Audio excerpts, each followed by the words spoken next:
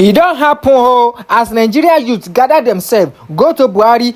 Dem just say na Buhari give audacity to all the Fulani, and they talk say some politicians they know about it, they just keep quiet because dem dey fear Buhari. Come and look the Nigeria youth as dem dey gather, and the police don dey watch them. Police dey watch them, they can't do anything because they are talking for their rights. Come and look the protest because they no take am easy. Please don't forget to subscribe, like and comment. Let's watch the protest. Thank you. This video that he has been exposing the secret of Nigerian security, he has said it all. Shezazaki has said it in that video. All that is happening now in Zamfara and other places. We brought the video, and the video was going around the social media and other places since 2013. And this idiot called Bakari, the chief of staff, he went out last week Thursday. He was going from one media house to another, telling them not to use that video of Sheikh Ibrahim Zazaki, that it is going to cause problem in Nigeria. Who is going to see the problem? The authorities that are benefiting from the killing of innocent citizens. And they will come and sit down here, they will keep you here protecting them. What are you protecting? Idiot, useless people that are supposed to be killed. There have been more than 1,000 people. There are a lot of people in Nigeria. Buhari deserves to be killed because he's a criminal. You should stop wasting your time. They don't pay you allowances. They invest in your resources. They keep you under the sun.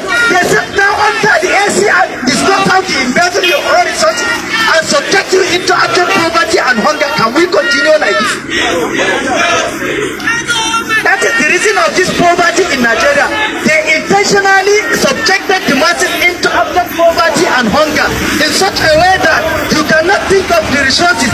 You cannot think of ruling Nigeria. You only think of how to get 20 naira and buy a cup of garri and feed your family. Look at it. Is this the change we want in this country? The change that promotes, killing of citizens? The change that increase fuel prices in this country?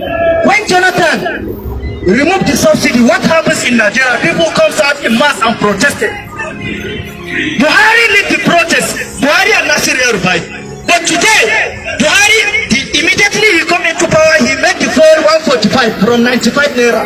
During Jonathan. 85. Today, as I'm speaking to you now, they have increased the fuel price to 180 naira. Is this what we want in this country? Where are they taking this money? What have this administration done to these citizens of Nigeria? Killing? Do we voted for killing? We know that they gave you power, Muhammad Buhari. Your foreign masters gave you power not because you deserve it. You have lost the election and they fabricated the result and announced you as the winner. We don't care. Even if Atiku becomes the president of Nigeria tomorrow, they may influence him to kill his own citizens because Nigerians are senseless, the leader. So we know Buhari did not win any election. He was given this power by force. Of course, they gave you power. But stop killing innocent citizens of Nigeria. If not, you will face the consequences. The power has its limited time. You just have to, if you like, amend the constitution and come back for another 8 years. You shall finish, and we shall meet in filling station. We shall meet in naming ceremony. We shall meet either in wedding ceremony. Muhammad Buhari, you can never escape killing of 1,000 followers of Sheikh Zazaki. Now putting them in a mass burial. This is 21st century. This is 21st century. You have killed followers of Sheikh Zazaki. You have detained Sheikh Zazaki because he is speaking against your tyranny and oppression. But for your own information, you are just keeping Zazaki in detention, but Zazaki's movement is at the doorstep of your villa. And if it continue like this, should anything happen, whatever comes up, Buhari should bear the consequences. The security should not say we did not tell you. We cannot fold our hands and allow them to kill our leader. We cannot fold our hands and allow these criminals to be killing innocent citizens in Nigeria, being they Christian or Muslim. Islamic movement is fighting for justice. Islamic movement is calling for the unity of the masses to come and challenge these oppressors at all costs. Because the only way of stopping tyranny and oppression in a country is for the oppressed to come out and challenge the oppressors at all costs. And therefore, we are ready to challenge this operation.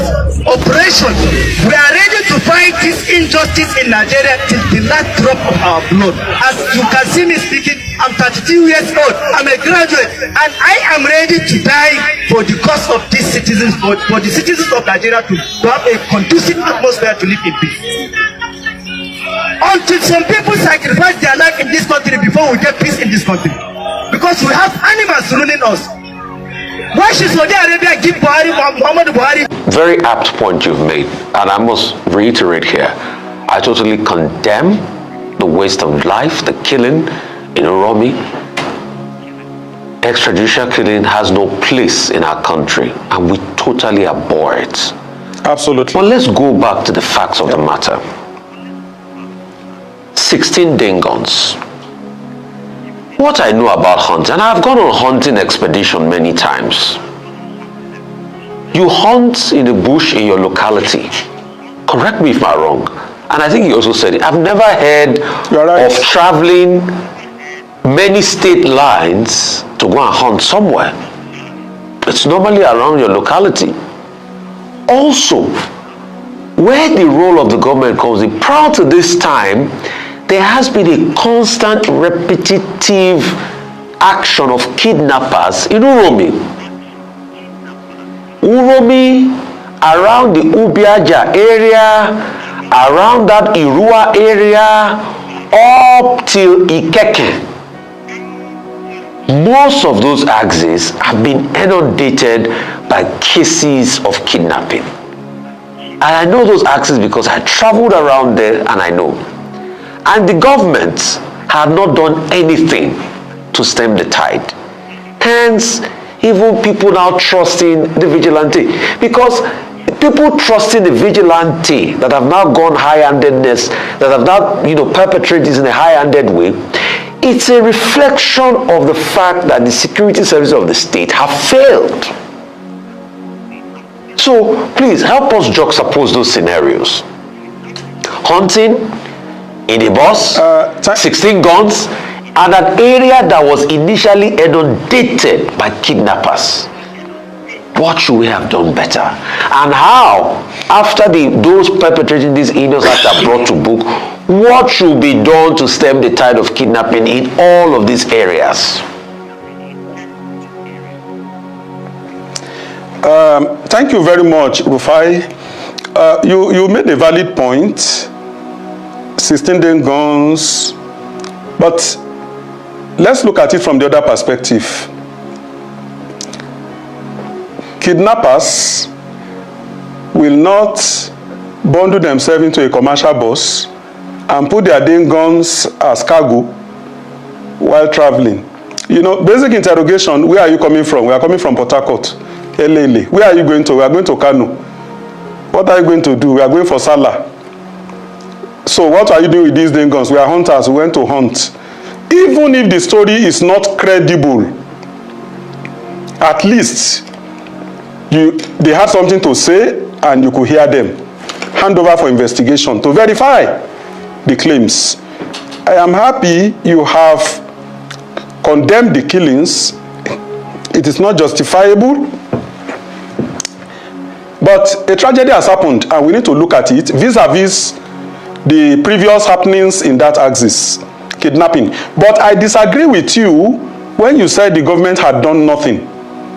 If you go through the records, you will see the head of the security, the state security corps, retired CP Friday Badin, in the recent past, when they combed bushes around that area and also arrested some people who were alleged to be kidnappers. Even though when I read the story and I heard that they were with guns, as I said, these people are hunters, they are not kidnappers. But let's be frank, somebody who is carrying a gun, even somebody who is a hunter, if he is predisposed to criminality, can kidnap if he has the opportunity. Because somebody a gun is pointed at, will not say it is just a gun. A gun that can kill an animal can also kill a human being. So yes, if the circumstances, justifies and evidence abound, that they are kidnappers, then they should be treated as such, but not through extrajudicial killing. Thank you so much. Instead, by proper arraignment before the court of law. Yeah, I have a quick rebuttal. And even if they were kidnappers, what they ought to have done is they have taken them to the court of law, yes, and we condemn that. See, sir, I don't just talk if I don't know what I'm saying. That's one thing about me. I have facts. The government had not done anything to stem the tide. Forget the arrest and going into bushes for optics. Let me read you one of the messages I got from that area. You may say the government has not done enough. No, the government has not done enough. But to say they've not done anything, facts. Let me read you one of the messages I got from this area. And these are constant messages I have. My hometown, Uboha, is seriously under siege of headsmen, killing, raping, kidnapping. We cannot sleep with our eyes closed. We cannot even go to the farms anymore. Uromi, Uboa Road has become a no-go area for kidnapping and killing, and it's a daily occurrence.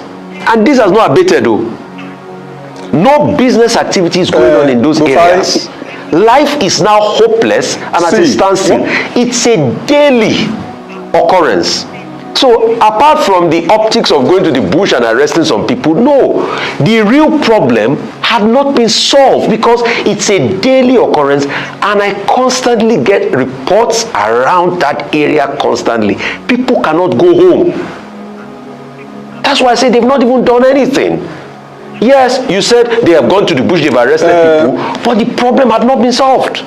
There was action, but there was no solution. There was no solution. They've not done enough. Maybe they've not done enough. Maybe they've not done enough. Maybe they need to redouble their effort. These reports you get, it will be good if you forward them to the Commissioner of Police anytime you receive them. Because the one you receive and you don't forward may not, people may have freer access to you than they have to the law enforcement. With due respect, I also got another one while I was saying this now. Ikeke. Around that area, if you go, because I've traveled all those areas, Ikeke is under attack. 5 people have been kidnapped in Ikeke. Okay. So we've not seen a lot, and I keep reporting all of this on my social media, so it's out there. Mr. Adeoye, let's stay with the... Please, forward to Commissioner of Police, not on social media. If you want to get results, please, forward to the authorities. I've done that many times. Mr. Adeoye, go ahead, Dr. Abati. Let's stay with the subject of the discussion. Which is the killing on the Uromi-Ubiaja expressway. Now, I go back to the point I made about vigilante, all kinds of unauthorized security outfits. You were commissioner in Anambra State before you retired. Yes. Now, will you say that all these vigilante groups, all these security outfits not authorized showing up is because the Nigerian police has failed Nigerians? And then both the state governments and then also other people decide to take law into their hands and commit atrocities with a lot of impunity. If the Nigeria police itself was up and running, would this situation have been the case? What do you think is the problem? Dr. Abati, when you want to assess failure, you will have to weigh what is available against the responsibilities. You have a country of 240 million people and a police force that is just 300,000. From that statistics alone, you know that a lot of areas will be uncovered. A huge segment of the population will be unpoliced. That is one. 2, you look at what are the logistics holding and the funding of these security agencies. It is said to whom much is given, much is expected. So when you want to assess failure, you need to assess what have you put in place and what empowerment is there for them to discharge their responsibilities. Then you weigh it against performance.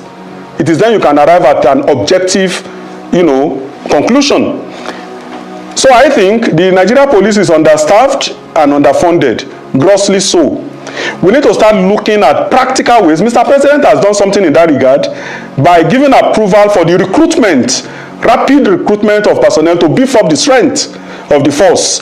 I hope that is followed by better equipment and funding, so that the spread can be better, the training more qualitative, and equipment enable them to do more than they do currently. Technology is available to enhance performance. If all these are deployed, I assure you, performance will be much better. But coming to the present, I and you, we are in agreement that a lot more needs to be done to enhance safety of life and property across the nation. Kidnapping is a menace in many jurisdictions, not just in Edo State and not just this occurrence. In many states across the country, when kidnapping started in the Niger Delta, way back, when expatriates were the target for ransom, I warned. I said, this thing that is starting, and it is against expatriates and the locals are clapping, eventually it will become problem of the locals. We are there now. Kidnapping has become a lucrative business.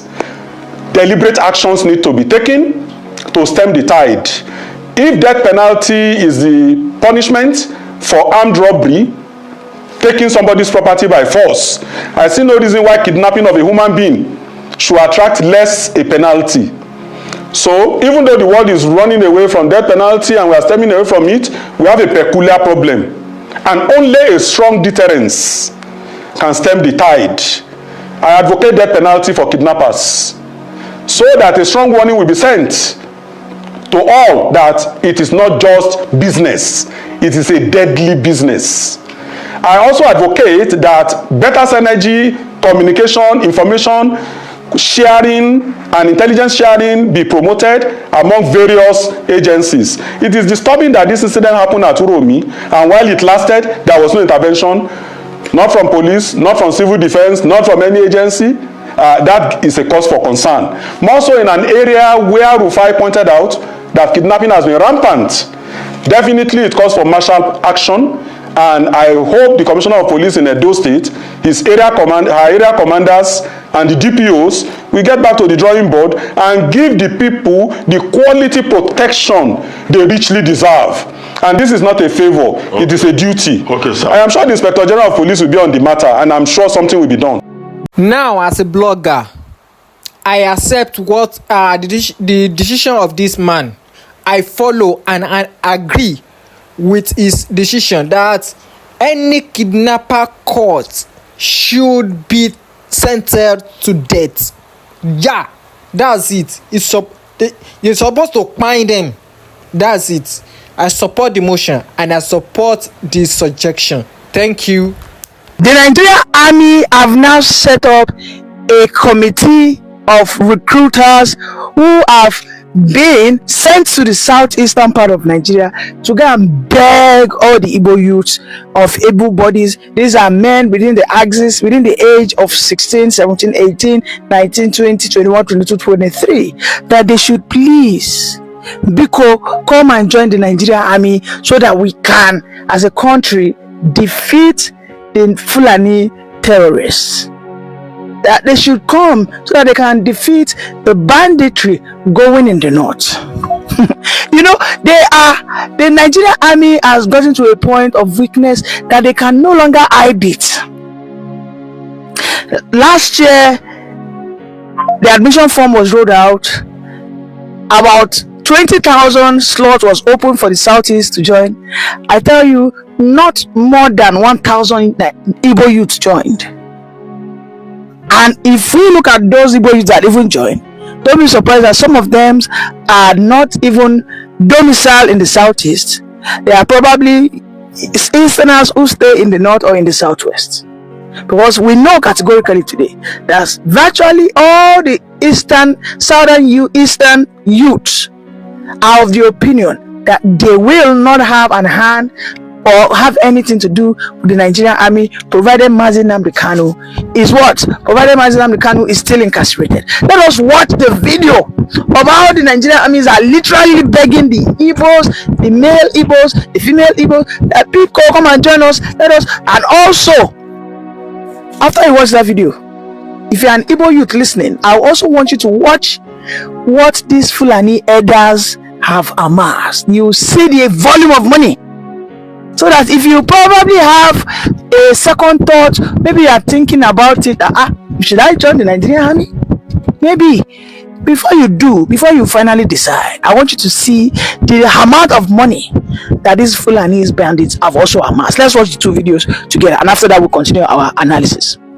The Nigerian Army headquarters have begun a sensitization of mass enrollment of Igbo youths into the Nigerian Army to fill up the drop-in quota of the Southeast Zone. Today in Enugu, Army delegates are interfacing with local government chairmen, traditional rulers, a town union president, and leadership of the student union, echoing the importance and motivating Igbo youth to join the Nigerian Army, noting that withdrawal of Igbo youth from joining the Army en masse could affect the collective interest of the zone. The last quarter of last year, Enugu State had a slot of about 200 persons.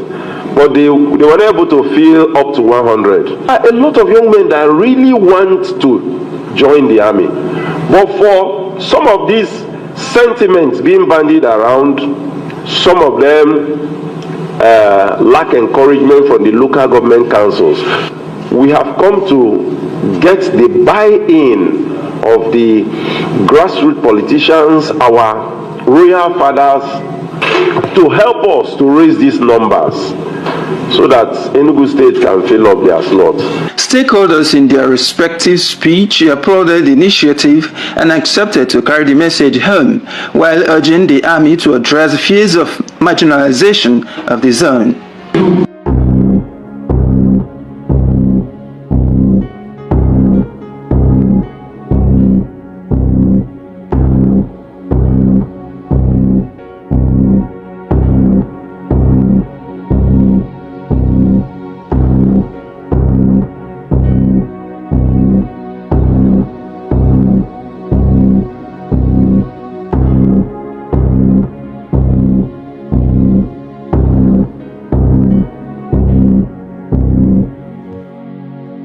Alright, welcome back.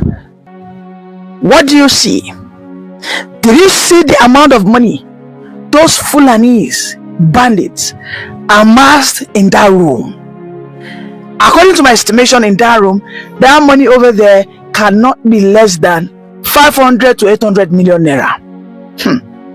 How much do you think it takes to bribe a platoon, or bribe a commander, or bribe a captain for him to sell a group, a squad, to sell them off? You know, sometimes we see some Nigerian armies driving big cars, driving Lexus, driving all manner of things. I had a conversation one like that sometime. He said, well, most time when they go for war or battle, that they see what's it called? I think they see, should I say, rewards on the war zone. That sometimes they might get to a place, they might find rare ornaments, maybe gold. These are rare ornaments, because sometimes when they actually take over the bandits' territory, they might be lucky to meet gold, to meet lithium, to meet all these rare earth metals, wherein they share amongst themselves. They sell it off. They don't return it back to the Nigerian government. That they sell it off, and at that point, it is for them, all of them that belongs to that battalion, that is their own benefits of war. They call it spoils of war. Yeah, that's what he said. You know, so you can imagine that Nigerian soldiers who are so greedy and eager to share every spoils of war, don't you think they can, of course, use you as a collateral and reclaim your benefit, or the price of your head as spoil of war? So if you are listening to me, if you are a Nigerian from the southeastern extraction, looking at how the marginalization has been on and on and on, the decision is in your hand. The ball is in your court. You should decide. You should be smart. You should know actually what is best for you. I mean, when you look at the likes of Mazi Nnamdi Kanu, who have fervently served this country. If you look at Simon Ekpa has served this country. There was a time Simon Ekpa was one of the foremost athletes that we have in Nigeria. He went to engage in what we call the intercontinental competitions, and he came out in flying color. I think he came second thereabout. He had that full potential. There was a time he was about to get recruited into the Nigerian army before he got.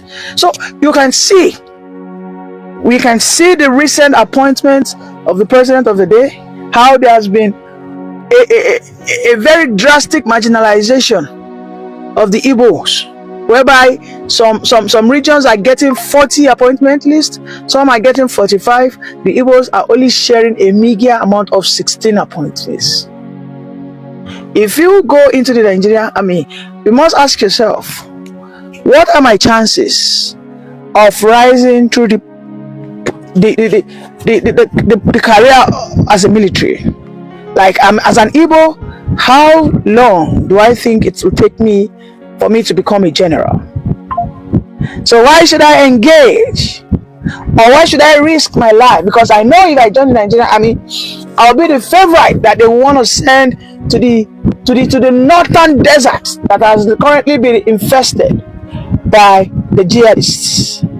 Why should I go and risk my life, that even if peradventure something horrible happens to me, my families that I've left behind will not in any way be duly compensated? When I see the Nigerian armies trying to convince people, I mean, these are things that people are supposed to be proud of. The Nigerian army, while I was growing up, I swore I was going to be a Nigerian army, because the dignity, the pride that comes with being a Nigerian officer is so high. But as of today, we can see that apparently people do not want to have anything to do with, or to be a part of that, agency. And of course, it's so sad that this is where we find ourselves as a country. So you are probably thinking of joining the force.